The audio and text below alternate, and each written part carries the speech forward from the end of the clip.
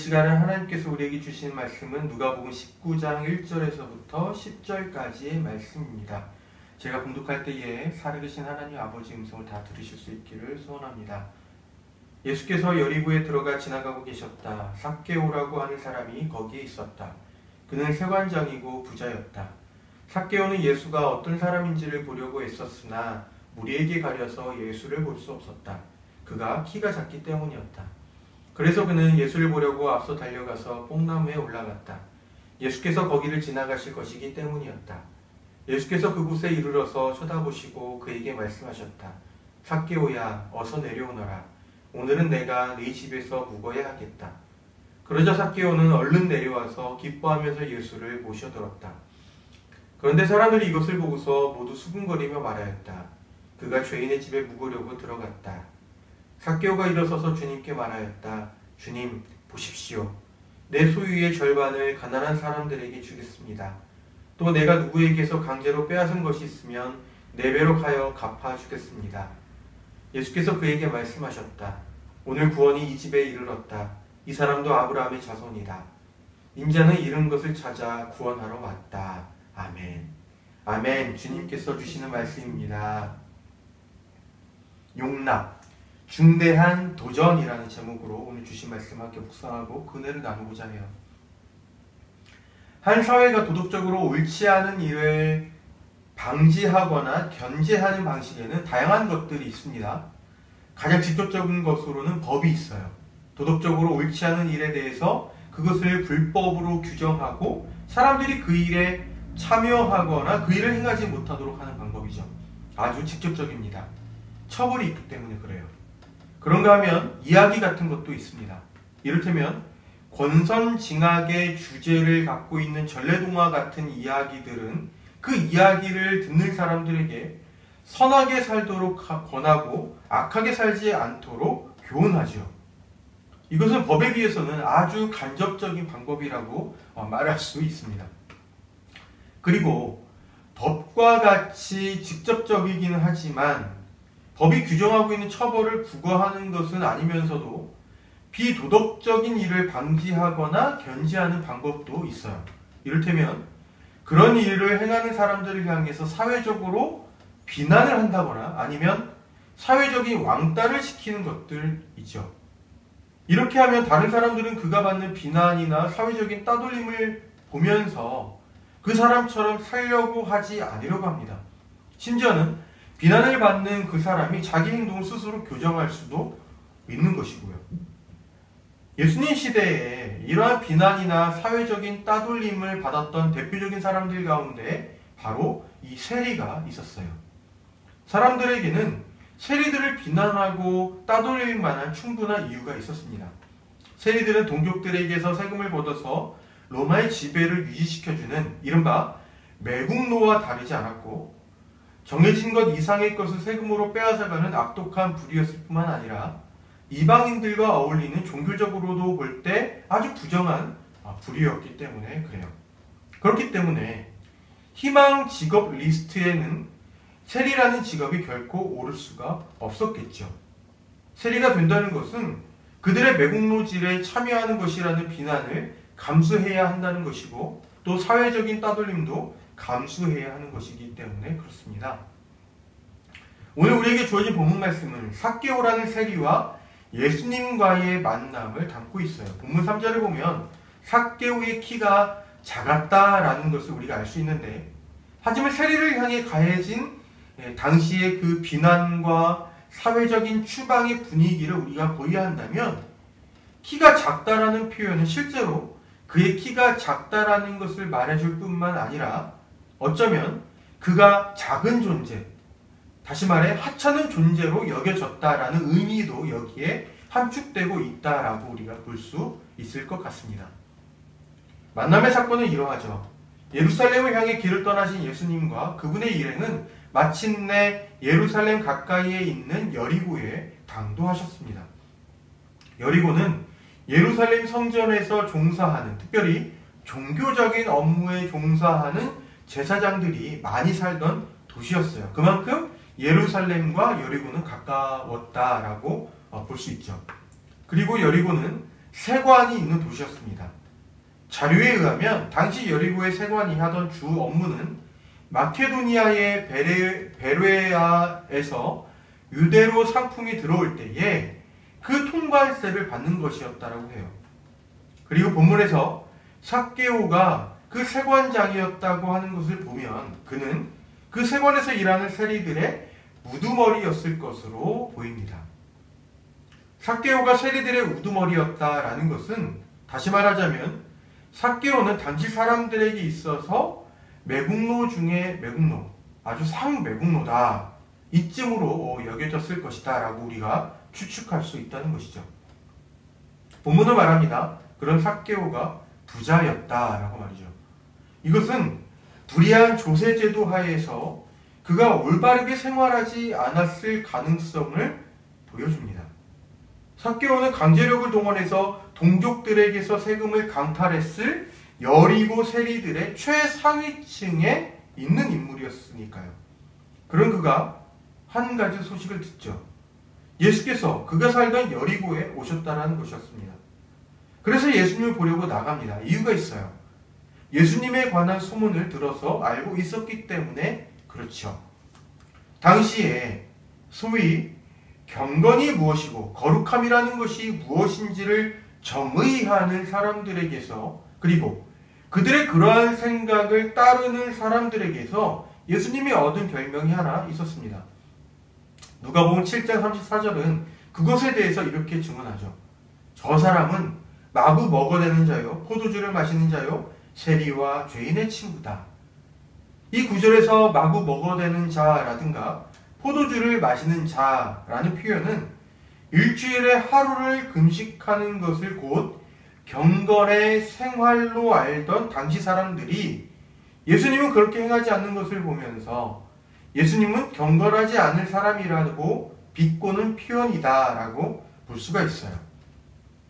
아마도 세리였던 삭개오가 주목했던 부분은 이 구절의 뒷부분, 그러니까 세리와 죄인의 친구라는 별명이었을 거예요. 언제고 세리와 죄인이 한 묶음으로 언급되던 당시 사회에서 그들은 사람들로부터 비난과 소외를 받는 축에 속했지 환영받는 축에 속하지는 않았습니다. 그런데 예수님은 대다수의 사람들과는 다른 행보를 하셨죠. 사회적인 따돌림을 받는 사람들과 곧잘 함께 어울렸기 때문입니다. 누구누구의 친구이다 라는 표현은 그 사람이 그 친구와 같은 부류의 사람이다 라는 것을 의미하고 있었기 때문에 예수께 대해 이러한 별명을 붙인 사람들의 속내가 어떠한 것이었는가 하고 우리가 짐작할 수는 있어요. 삭개오는 비록 부자이긴 했지만 많은 사람들이 주변에 몰려들었던 다른 부자들과는 달리 그는 사회적인 따돌림을 받아왔기 때문에 세리와 죄인들의 친구라고 불리는 이 예수님에 대한 호기심과 또 한편의 기대를 가지고 예수님을 보고자 했을 거예요. 여기서 기대는 예수께서 나와도 교제하시려나 하는 기대였을 것입니다. 예수께서 지나가시는 도로로 나아가봤지만 삭개오는 예수님을 볼 수가 없었어요. 거기서 몰려든 많은 사람들이 이 하찮고 얄미운 그에게 틈을 내주지 않았기 때문에 그렇습니다. 삭개오는 부자였지만 사람들로부터 냉대받았다라는 것을 짐작할 수 있죠. 하지만 삭개오는 포기하지 않습니다. 예수께서 지나가실 만한 길목으로 먼저 가서 그 길목에 있는 나무 위로 올라갔어요. 그리고 정말로 예수께서 그 길목을 지나가셨습니다. 그리고 놀라운 일이 벌어지죠. 그 길목을 지나가시던 예수께서 나무 위에 삭개오를 보시고 이렇게 말씀하셨기 때문입니다. 삭개오야, 어서 내려오너라. 오늘은 내가 너희 집에 묵어야 하겠다. 예수님의 이 말씀은 사회적인 따돌림을 받아왔던 삭개오에게는 기쁜 소식이었지만 그 광경을 지켜보는 대다수의 사람들에게는 아주 불편한 소리였습니다. 따돌림을 당한 사람과 그를 따돌린 사람들 사이에서의 이 온도차가 심했다라는 것이죠. 특히 앞장에서 예수님을 향해 열광했던 사람들은 이번 장에서는 실망을 금하지 못했을 거예요. 앞장에서 예수님은 눈먼 거지를 불쌍히 여기시고 그를 고쳐주셨습니다. 어느 누가 봐도 예수님의 그 행동은 마땅히 불쌍히 여김을 받아야 하는 사회의 약자 중에 약자인 사람에게 하나님의 긍휼을 보여준 행동이라고 말할 수 있지요. 그래서 당시 거기에 있던 사람들이 그 장면을 보고서 하나님을 찬양했던 것입니다. 그런데 지금 여기에서는 상황이 전혀 달라요. 단순한 세리도 아니고 세리의 우두머리기까지 한 삭개오는 하나님의 긍휼과 그 자비를 받아 마땅한 사람이 아니라 오히려 비난을 받아 마땅한 사람이라고 생각되었기 때문입니다. 더군다나 그는 부자가 아니겠습니까? 그래서 사람들이 예수님의 그와 같은 행동을 두고서 수군거릴 수밖에 없었던 것이죠. 그가 죄인의 집에 묵으려고 들어갔다라고 하면서 말입니다. 이전의 설교에서도 몇 차례 언급한 적이 있지만 누구의 집에서 함께 음식을 먹는다거나 묵으려고 한다라는 것은 내가 그와 친구가 되겠다라는 의미로 해석되었어요. 물론 오늘날 우리 문화에서도 이것은 크게 다르지 않습니다. 다른 사람을 나의 집으로 초대하고 그들과 함께 밥을 먹는 것은 다른 말로 하면 최소한 내가 그와 좋은 관계를 맺길 원한다라는 것을 의미하죠. 그런데 본문 말씀을 보면 예수께서 먼저 삭개오에게 프로포즈를 하셨지 삭개오가 먼저 예수님을 향해서 초청한 것은 아니었다라는 것을 우리가 알게 됩니다. 죄인, 부정한 부류라는 낙인을 달고 사는 삭개오에게 있어서 감히 예수님을 자기의 집으로 초대한다라는 것은 예수님께 큰 결례가 될 것이라는 생각이 있었기 때문에 그랬을 거예요. 제 아무리 예수님을 초대하고픈 마음이 굴뚝과 같다고 해도 말이죠. 그런데 예수께서 먼저 제안을 해오시니 삭개오에게 그것은 정말 기쁜 소식인 셈이죠. 놀라운 일이기도 합니다. 그래서 삭개오는 한달음에 내려와서 예수님을 그의 집으로 모십니다. 아마도 당시의 삭개오를 생각해보면 그의 집에 드나들던 사람들은 그와 같은 세리라거나 부정한 부류로 낙인 찍힐 사람들이었을 가능성이 높아요. 경건을 중요하게 여기던 사람들이 제발로 삭개오의 집에 들어갈 일은 없었을 것입니다. 그랬다가는 부정을 타고 비난도 면하지 못했을 테니까요. 그런데 예수님을 자신의 집으로 모셨으니 얼마나 그 삭개오의 마음이 흥분되고 감동이 되었을지 상상이 갑니다. 삭개오는 그의 집에 들어오신 예수님의 뒤에서 수군거리는 사람들의 소리를 들었어요. 그가 죄인의 집에 묵으려고 들어갔다. 수근수근 수근수근. 그리고는 예수님께 놀라운 결단의 고백을 합니다. 주님, 보십시오. 내 소유의 절반을 가난한 사람들에게 주겠습니다. 또 내가 누구에게서 강제로 빼앗은 것이 있으면 4배로 하여 갚아주겠습니다. 아직 그가 이것을 실행한 것은 아니지만 일단 그의 이 고백은 대단한 결단의 고백이다 라고 말할 수 있어요. 당시 유대의 랍비들은 가난한 사람들에게 나눠줄 수 있는 한도액으로 소유의 20%나 수입의 20%를 제시하고 있었어요. 이것을 고려하면 자기 재산의 절반을 뚝 떼서 가난한 사람들에게 주겠다라고 하는 이 삭개오의 말은 매우 파격적인 말이라고 말할 수 있죠. 결국 쉽지 않은 일입니다. 아무리 부자라고 해도 그것은 쉽지 않은 일이에요. 게다가 빼앗은 것에 4배를 더해서 갚겠다라는 말은 율법에 정해진 것을 훨씬 초월하는 수준으로 갚겠다는 말입니다. 왜냐하면 율법에 따르면 자발적으로 배상을 할 때에는 갈취한 것에다가 20%를 더해서 돌려주게 되었기 때문입니다. 확실히 삭개오는 당시 율법이 규정하는 것 이상으로 자기가 잘못한 것들에 대한 배상을 하고자 했다라는 것이죠. 그렇다면 삭개오가 이렇게 결단한 데에는 어떤 특별한 동의인이 그에게 작용했을 것이라고 볼 수가 있습니다. 본문 말씀이 그것을 명확하게 보여주지는 않아요.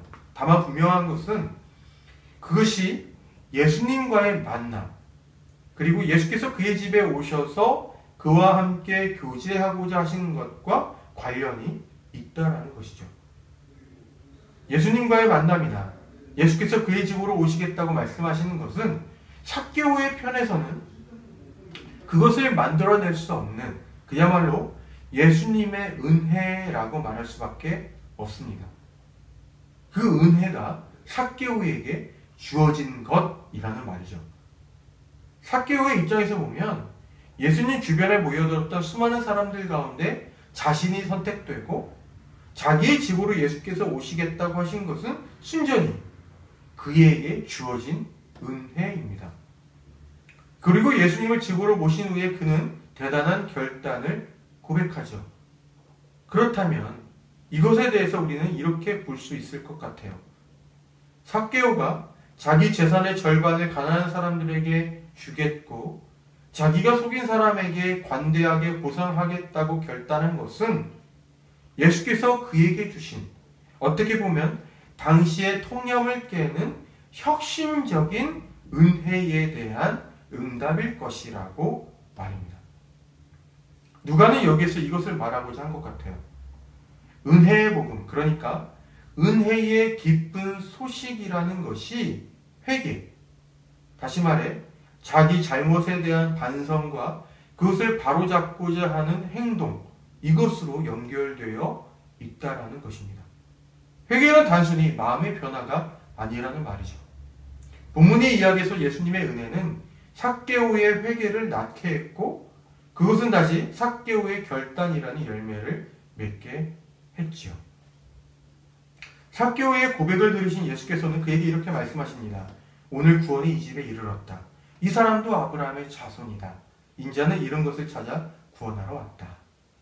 사실 예수님의 이 말씀은 삭개오만 들은 것은 아니었을 것입니다. 거기에 있던 모든 사람들, 제자들뿐 아니라 뒤에서 수군대던 사람들까지도 다 들었을 거예요. 그러니 예수님의 이 말씀은 참으로 그 사람들에게 있어서 삭개오뿐 아니라 들었던 다른 사람들에게도 매우 충격적인, 아주 파격적인 말씀이었을 것입니다. 삭개오는 분명 유대인, 다시 말해 아브라함의 자손일 거예요. 혈통으로 보면 말입니다. 삭개오라는 그 이름은 히브리어로 의로운 사람을 뜻하는 단어에서 유래한 것이기 때문에 그래요. 하지만 그는 아브라함의 자손으로 인정받을 수는 없었습니다. 그가 가진 직업과 그가 행했던 지난날의 불의한 일들이 그를 죄인과 부정한 사람으로 만들었기 때문에 그렇죠. 혈통으로는 아브라함의 자손일지는 모르나 당시 사람들의 생각하는 차원에서의 아브라함의 자손은 아니었다라는 것입니다. 유대인이었지만 하나님의 선택받은 민족으로서의 정체성을 가질 수 없었던 사람, 동족에게 비난을 받고 사회적인 따돌림을 받아야 했던 세리 삭개오는 당시의 경건의 기준에서 볼 때에 아브라함의 자손이라는 자격을 잃어버린, 말 그대로 잃어버린 양과 같은 사람이었을 것입니다. 그러니 예수께서 삭개오에게 한 이 선언, 오늘 구원이 이 집에 이르렀다라는 이 말씀의 의미는 오늘 우리에게 익숙하듯이 어떠한 영적인 차원에서의 구원에 한정되는 것은 아닙니다. 삭개오에게 임한 구원은 그의 개인적인 차원, 그리고 그의 가족들, 그와 가족들의 사회적인 차원, 그리고 경제적인 차원들을 아우르는 것이라고 말할 수 있어요. 그의 존재를 둘러싼 모든 차원에서의 구원이라는 말이죠. 이제 예수님의 이 선언 때문에 삭개오는 다른 사람들이 그들이 가진 경건의 기준에서 그를 향해 무엇이라고 비난한다 할지라도 새로운 정체성으로 이전과는 다른 방식으로 삶을 대할 수 있게 되었기 때문입니다. 오늘 본문 말씀은 불현듯 찾아오는 하나님의 은혜가 사람을 회개하게 하고 구원받은 자로서의 삶을 살아가게 한다라는 것을 다시금 우리에게 확인시켜 줍니다. 생각해보면 어떠한 방향으로든 사람의 근본적인 변화를 일으키는 것은 그가 죽음을 맞닥뜨렸을 때이거나 거기에 준하는 충격적인 경험을 했을 때, 아니면 어떠한 만남을 가졌을 때에 일어나는 것 같아요. 이 가운데 다른 어떠한 것들이 그럴 수 있을지는 잘 모르지만은 확실한 것은 하나님과의 만남을 경험한 사람이 구원받은 자로서의 새로운 삶을 살도록 변화된다는 것입니다. 인생과 삶, 이 세상과 이 역사를 바라보는 가치관에서부터 근본적인 변화가 일어나게 되기 때문입니다. 그러므로 하나님과의 만남에 갖는 그 중요성에 대해서 거듭거듭 강조해도 지나치지 않은 것 같아요. 하지만 저는 이것보다는 다른 것에 마음이 끌렸어요. 저는 오늘 본문 말씀이 우리에게 이것을 질문하고 있다고 생각해요. 당신은 삭개오에게 행하신 예수님의 그와 같은 행동을 용납할 수 있습니까? 그리고 예수님을 만난 삭개오를 당신의 공동체 구성원으로 인정할 수 있습니까? 저는 누가 공동체도 이런 질문을 받고 있었다라고 보고 있어요.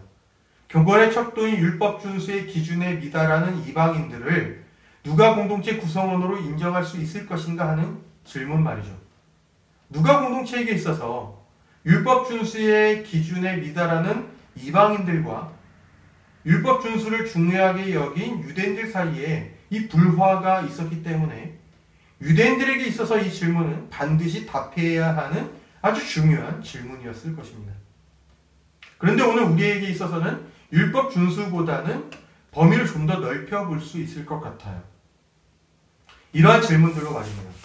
당신은 사실을 왜곡하고 거짓으로 날조하는 어떠한 언론인들의 행태를 보면서 또 앞에서는 민생을 말하면서도 뒤에서는 철저하게 자기들의 이권과 가진 사람들의 이권에만 관심을 가지고 있는 어떠한 정치 집단의 행태를 보면서, 아니면 자기들이 틀렸음을 인정하지 못하고 자기가 속한 집단을 위해서 과도한 수사와 무리한 기소를 일삼는 검찰과 법조계의 어떤 사람들을 보면서 만일 예수께서 삭개오에게 하셨던 것처럼 하나님께서 그들에게 은혜를 베풀어 주시고 그들도 하나님의 나라에 들어갈 수 있게 되었다라고 한다면 바로 그것을 받아들일 수 있겠는가?